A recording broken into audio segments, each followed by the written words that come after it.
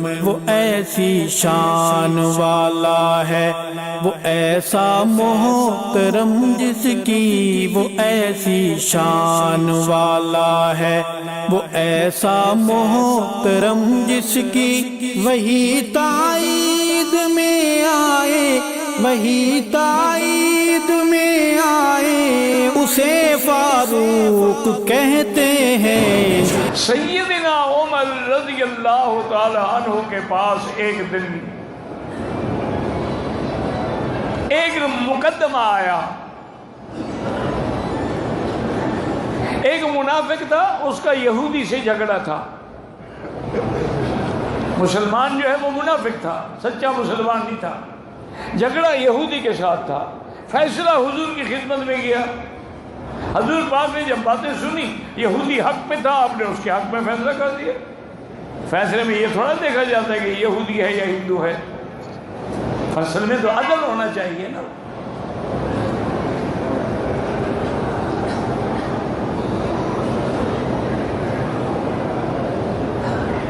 اللہ کا حکم یہی کہ بھائی جاؤ فاحکم بینہم بالعدل، اگر وہ آئیں فیصلے کے لیے پھر آپ عدل سے فیصلہ کریں۔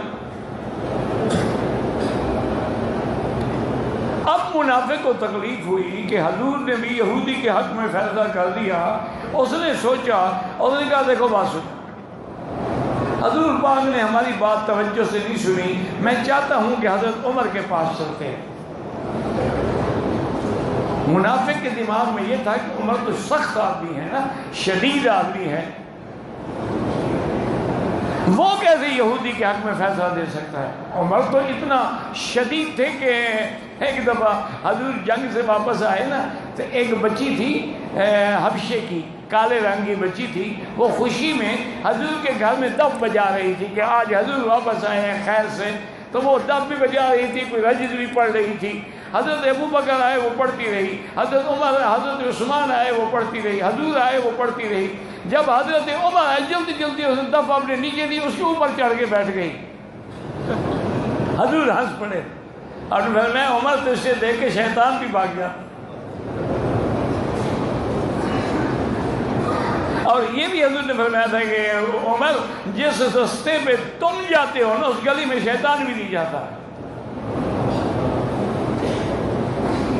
تو اس نے آگے واقعہ سنایا کہ جی ہمارا جھگڑا ہے، ہم حضور کی خدمت میں گئے تھے، حضور پاک نے ہماری بات شاید نہیں سمجھی، یہودی کے حق میں فیصلہ کر دیا، اب آپ پوری بات سنیں اور ہمارا فیصلہ کریں۔ اور اللہ رسلکم، ٹھہر جاؤ تم، میں ابھی آتا ہوں، فیصلہ کرتا ہوں۔ حضرت عمر گھر میں گئے، تلوار لے کے آئے، ماری اور منافق کی گردن اڑا دی۔ انہوں نے کہا انا اقضی، میں اس طرح فیصلہ کروں گا کہ حضور کی قضا پہ راضی نہ ہو، جس کو حضور کا فیصلہ منظور نہیں، پھر عمر کی تلوار فیصلہ کرے گی۔ اب جناب منافقوں نے تو شور مچا دیا نا کہ جی حضرت عمر نے مسلمان کو قتل کر دیا۔ مسلمان بظاہر تو مسلمان تھا نا، کلمہ پڑھتا تھا، نماز پڑھتا تھا۔ حضور پاک نے پوچھا کیا؟ انہوں نے کہا جی اس نے بلا وجہ تلوار مار، چلو فیصلہ اس کے خلاف کر دیتے، قتل کرنے کا تو کوئی حق نہیں تھا نا۔ اب آپ ہمارا انصاف کریں اور ہم دیت بھی قبول نہیں کریں گے، ہم قصاص لیں گے عمر سے۔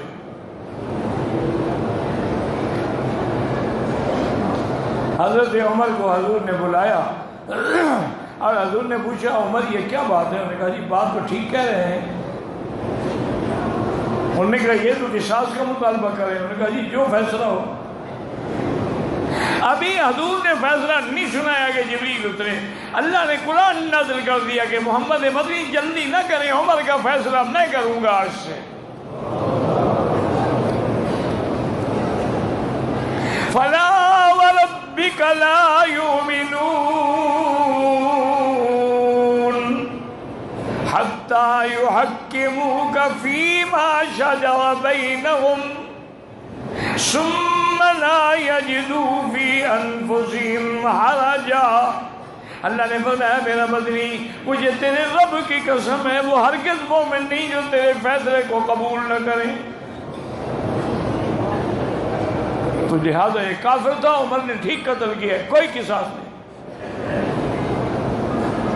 رضی اللہ تعالی عنہ وارضاہ، کیونکہ یہ لقب تھا حضرت عمر کا، محدث بھی تھا، ملہم بھی تھا،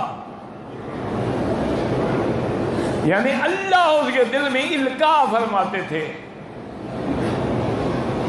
ایک دن حضور پاک کی آیت پڑھ رہے تھے، وَلَقَدْ خَلَقْنَا الْإِنسَانَ مِنْ سُلَالَةٍ مِّن طِينٍ فَجَعَلْنَاهُ فِي قَرَارٍ مَّكِينٍ ثُمَّ خَلَقْنَا النُّطْفَةَ عَلَقَةً فَخَلَقْنَا الْعَلَقَةَ مُضْغَةً فَخَلَقْنَا الْمُضْغَةَ عِظَامًا فَكَسَوْنَا الْعِظَامَ لَحْمًا ثُمَّ انشَأْنَاهُ خَلْقًا آخَرَ۔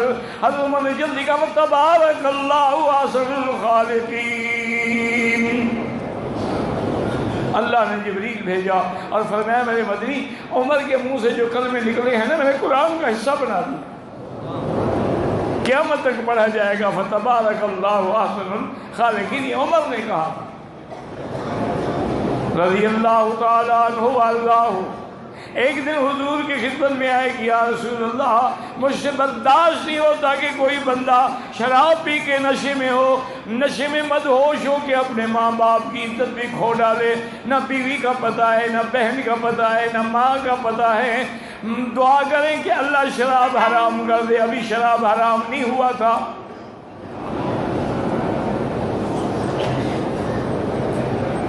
لیکن یہ اللہ کی حکمتیں ہیں، رحمتیں ہیں۔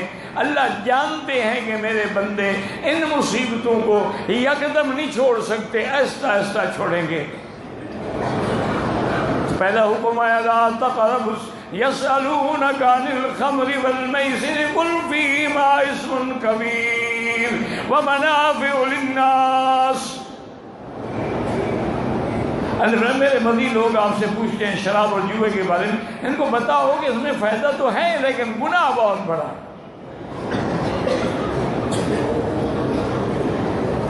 حضرت عمر نے جب یہ آیت سنی تو پھر کھڑے اللہم بین لنا بیانا شافیا، یا اللہ شراب کی حرمت کے بارے میں مکمل واضح بیان نازل فرمائیں۔ کچھ دنوں کے بعد یہ آیت اتری لا تقربوا الصلاۃ وانتم سکارا، نشے کی حالت میں نماز کے قریب نہ جاؤ۔ بہت سارے مسلمانوں نے چھوڑ دیا، ابھی اب نماز پڑھنی، پھر اگر نشہ ہو گیا نمازیں گئیں۔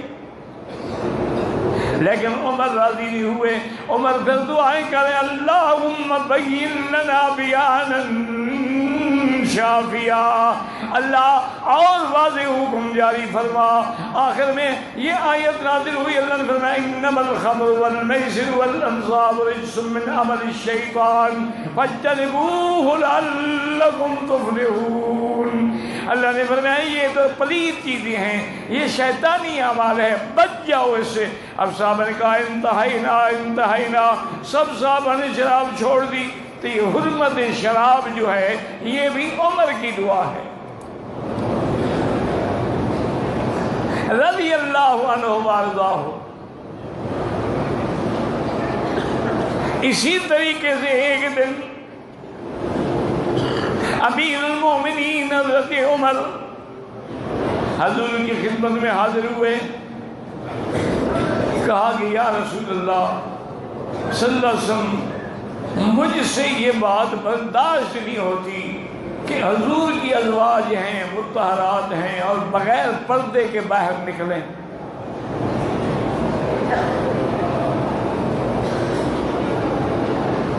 حالانکہ وہ پاک بیویاں تھیں، مدینہ پاک، بیویاں پاک، مدنی پاک، فضا پاک، ہوا پاک، لیکن عمر کی غیرت برداشت نہیں کرتی۔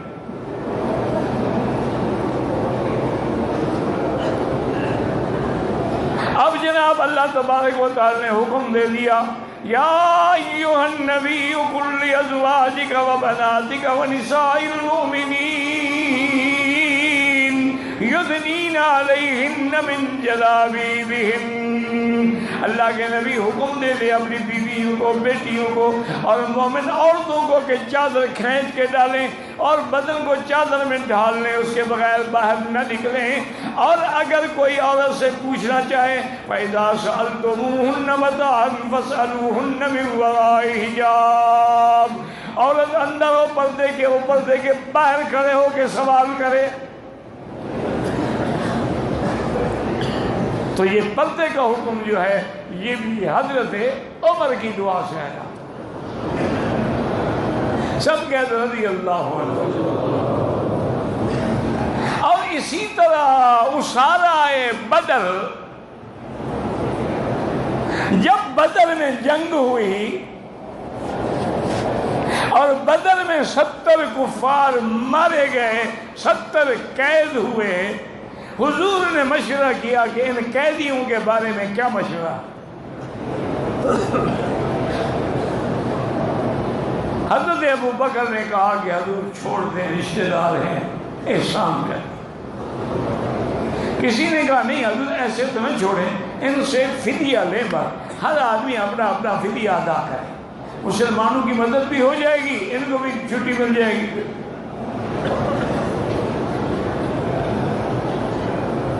حضور پاک نے آخر میں فرمایا عمر تیرا کیا مشورہ ہے؟ حضرت عمر نے کہا یا رسول اللہ اگر آپ مجھ سے پوچھتے ہیں حضرت علی کو حکم دیں، حضرت جعفر کو حکم دیں، مجھے حکم دیں، سب اپنی اپنی تلواریں لے کے اپنے اپنے رشتہ داروں کی گردنیں کاٹ دیں، آج دشمن آپ کے ہاتھ میں ہے، اس کا قلعہ ملی امیٹ کر دیں ہمیشہ کے لیے۔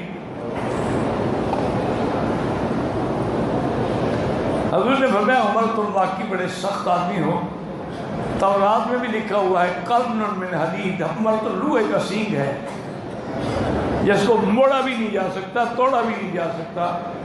میں بہرحال ابو بکر کی رائے پہ عمل کرتا ہوں، فدیے کا حکم دے دیا، قیدیوں کو رہائی کی۔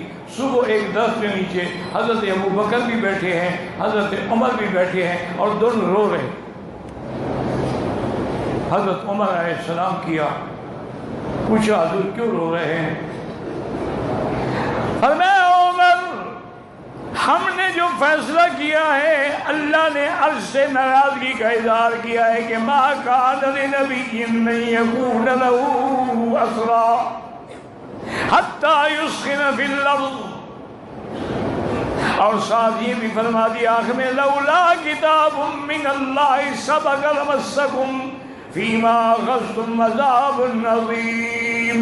میرا مدنی اگر میں معافی کا فیصلہ نہ کر چکا ہوتا تو میرا عذاب پکڑ لیتا، کیوں چھوڑ دیا قیدیوں کو؟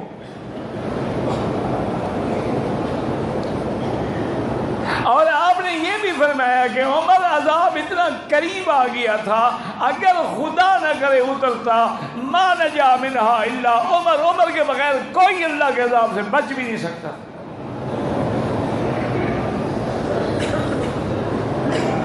تو اسامہ بدر کے فیصلے میں بھی اللہ نے حضرت عمر کی رائے کو قبول فرمایا۔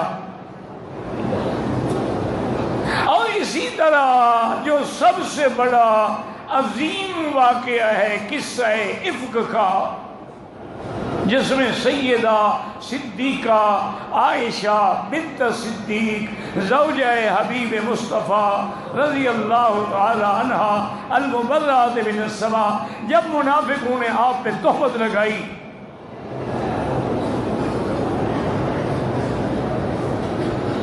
حضور اتنے اداس ہو گئے، پریشان ہو گئے، گلی گلی میں باتیں ہو رہی ہیں حرم رسول کے بارے میں۔ حضور نے بی بی عائشہ کے ساتھ بات چھوڑ دی، توجہ چھوڑ دی، التفات چھوڑ دیا۔ آخر بی بی عائشہ نے مجبور ہو کے کہا کہ یا رسول اللہ اذهب الى بیت ابویہ، اگر آپ اتنے ناراض ہیں میں ماں باپ کے گھر چلی جاؤں، میں ہاں چلی جاؤں۔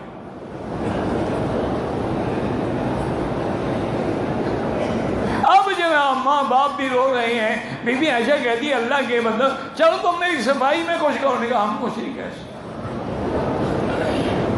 ہم تیرے ماں باپ ہیں، ماں باپ تو اولاد کی صفائیاں دیتے ہیں، ہمیں حضور محبوب ہے تیرے مقابلے پہ۔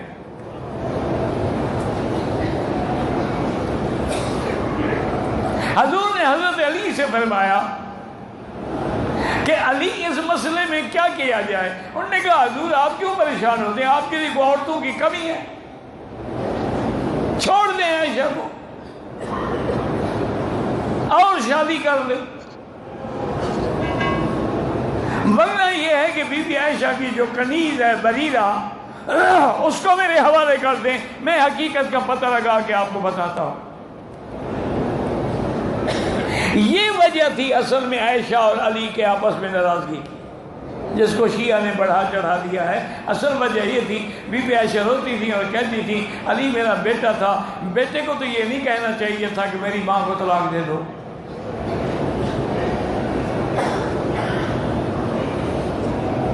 بی بی بریرہ کو حضرت علی نے اتنا سخت ڈانٹا، کہا کہ بات سنو، میں مار مار کے تیری چمڑی ادھیڑ دوں گا۔ ہر وقت بی بی عائشہ کے ساتھ رہتی ہو، کوئی بات ہے تو بتاؤ۔ اور انہوں نے کہا میں کیا بتاؤں، عائشہ اتنی بھولی بھالی ہے، آٹا گوندھ کے رکھتی ہے، بکری کھا جائے اس کو پتہ نہیں لگتا۔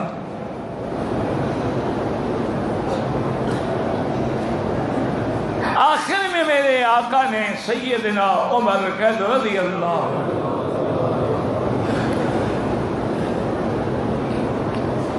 سیدنا عمر کو بلایا اور فرمایا کہ عمر مسئلہ عفق عائشہ میں تمہاری کیا رائے ہے؟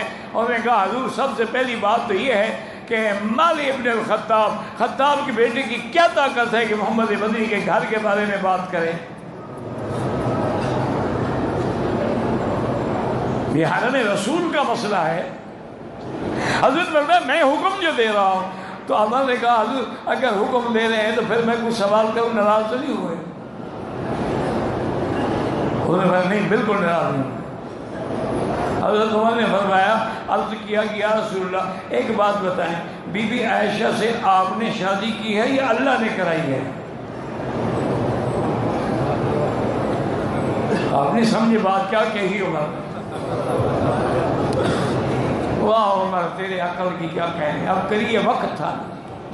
اور انہوں نے کہا، آپ نے فرمایا ان اللہ زوجنی، اللہ نے میری شادی کی ہے۔ تو کہا حضور ہمیں بیٹیوں کے لیے، بیٹوں کے لیے اچھی بیٹیاں اچھی لڑکیاں مل جاتی ہیں، اللہ کو محمد کے لیے پاک بیوی نہیں ملی؟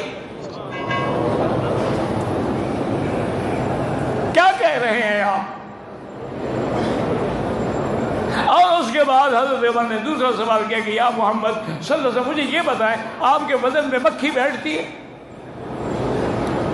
انہوں نے کہا نہیں، اللہ نے مجھے محفوظ فرمایا جس کے بدن پہ اللہ مکھی نہیں بیٹھنے دیتا اس کے بدن پہ گندی عورت کو بٹھائے گا؟ سبحانک ھذا بہتان عظیم، یہ بھی عمر کا کلمہ ہے جو اللہ نے قرآن میں اتارا ہے۔ میں کہا حضور یہ بہتان ہے، بی بی عائشہ پاک ہے۔ فصلی عن رسول اللہ، حضور کا چہرہ کھل اٹھا، حضور تشریف لے آئے۔ بی بی عائشہ کے بٹن پہ کلک کریں، بیل کے آئیکن پہ کلک کیجیے تاکہ ہر نئی ویڈیو کی نوٹیفکیشن